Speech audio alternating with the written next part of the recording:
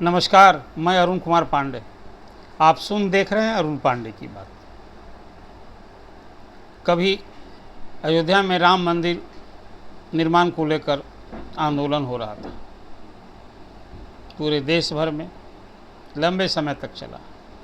उस आंदोलन का भाजपा को बहुत लाभ मिला, कई चुनावों में लाभ मिला। अब अयोध्या में भव्य रामलला का मंदिर बन चुका है। अब बिहार में भी सीतामढ़ी में राम जानकी का भव्य मंदिर बनने वाला है। यह भी तो बीजेपी के लिए एक बड़ा एजेंडा ही ना है। केंद्रीय गृह मंत्री अमित शाह ने सीतामढ़ी में भी, जहां माँ सीता की जन्मस्थली कही जाती है, वहां भव्य राम मंदिर बनेगा। इस दिशा में भी बीजेपी लग गई है, बिहार सरकार भी लग गई है। ये तो चर्चा मैं इसलिए कर रहा हूँ राम मंदिर का या फिर सीतामढ़ी में सीता जी का मंदिर बनने का। चर्चा तो आज है वक्फ कानून में संशोधन का। अब उसी तरह से पूरे देश भर में मुसलमान उद्वेलित हैं, मुसलमानों में चर्चा है, वो भय है, डरे हुए हैं, आक्रोशित हैं, विरोधी हैं कि क्यों वक्फ कानून में संशोधन हो रहा है। देखिए, ये 1954-55 का कानून है, कांग्रेस के राज में ही न बना था। उसके बाद 2 या 3 बार व्यापक संशोधन भी हुए। अब नरेंद्र मोदी की सरकार अपने एजेंडे के तहत वक्फ कानून में व्यापक संशोधन करने जा रही है। पूरे देश भर में 24 वक्फ बोर्ड हैं, सभी राज्यों में वक्फ बोर्ड हैं और एक केंद्रीय वक्फ बोर्ड है।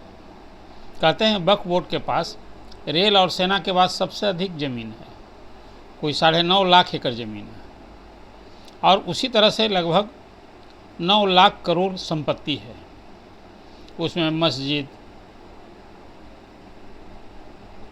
फिर कब्रिस्तान, वक्फ की और खाली पड़ती ज़मीन और दुकानें, ये सब मिला करके वो संपत्ति का आकलन किया गया है।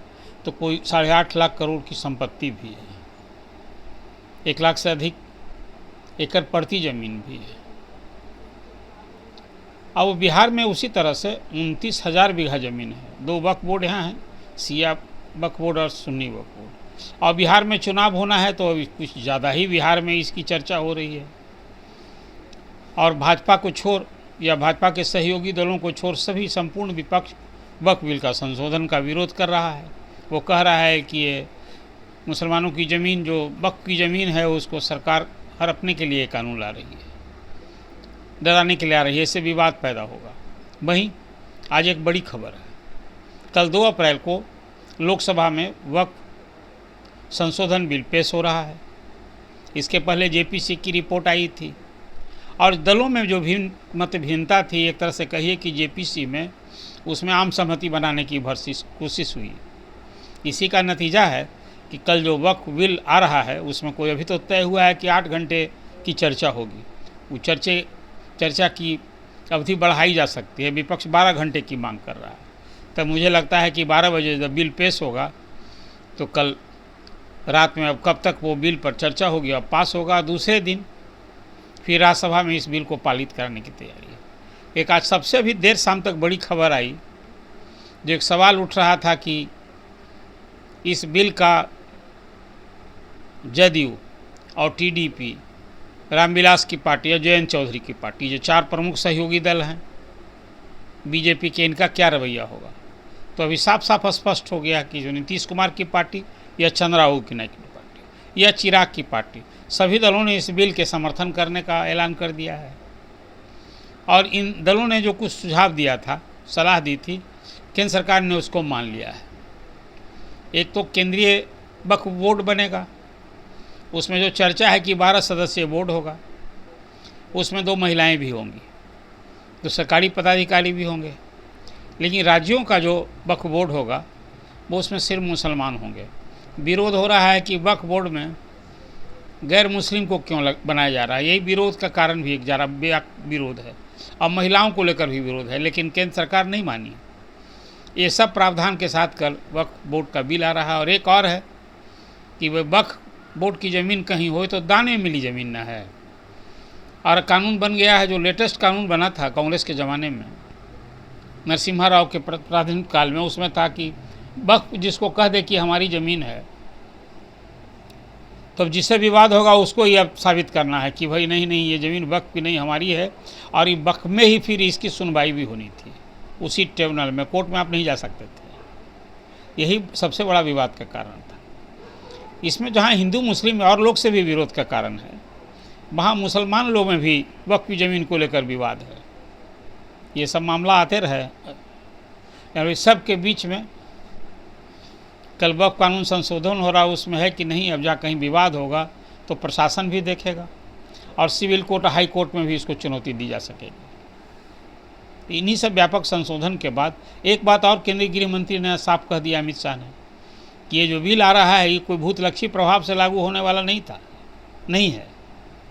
जैसे कांग्रेस का जो कानून बनाई थी तो भूतलक्षी प्रभाव से लागू किया गया था, लेकिन ये जो कानून बनने जा रहा है ये भूतलक्षी प्रभाव से लागू होने वाला नहीं है।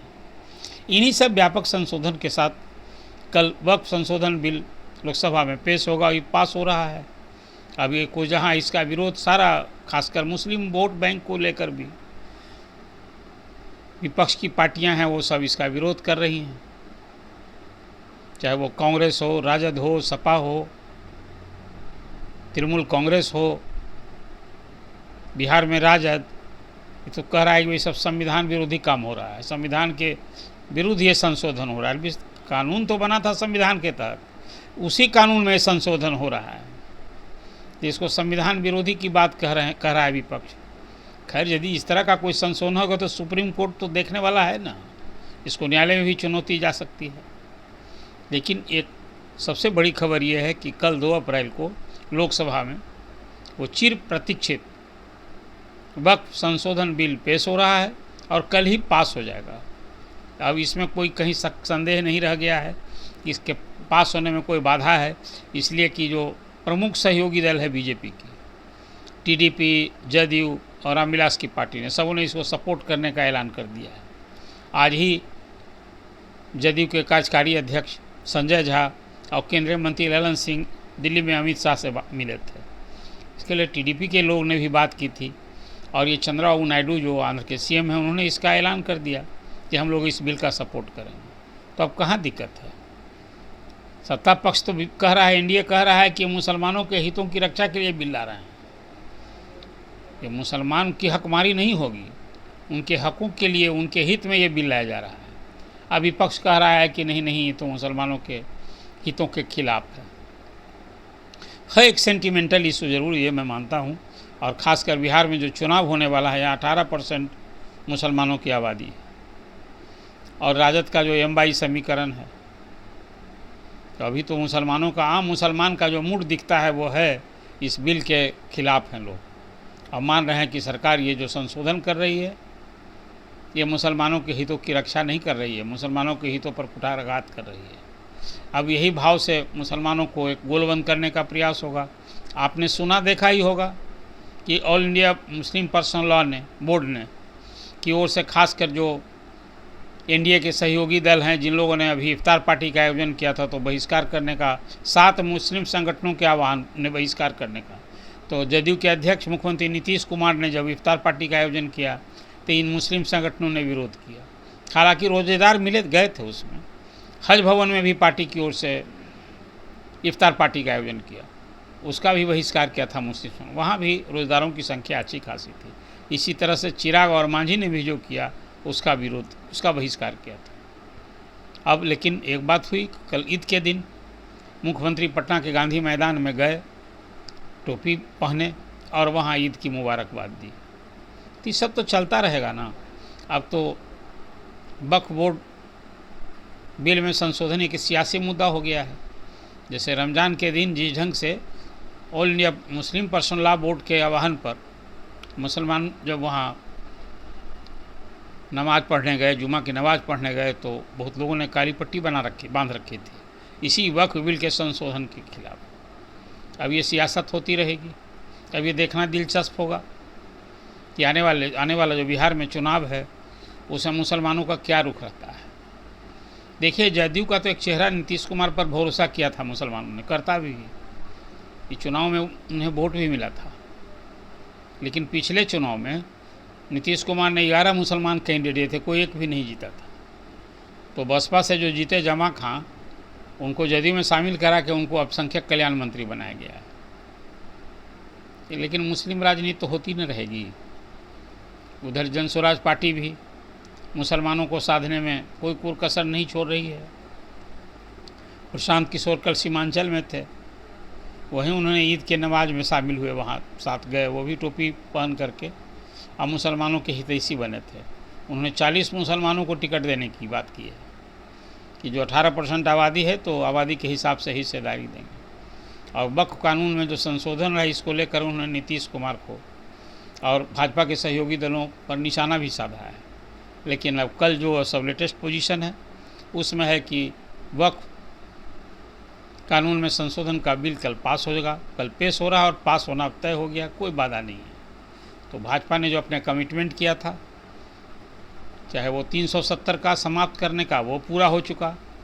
अयोध्या में भव्य राम मंदिर बनाने का, वो भी कहीं सुप्रीम कोर्ट के ही आदेश के बाद वो भी पूरा कर दिया।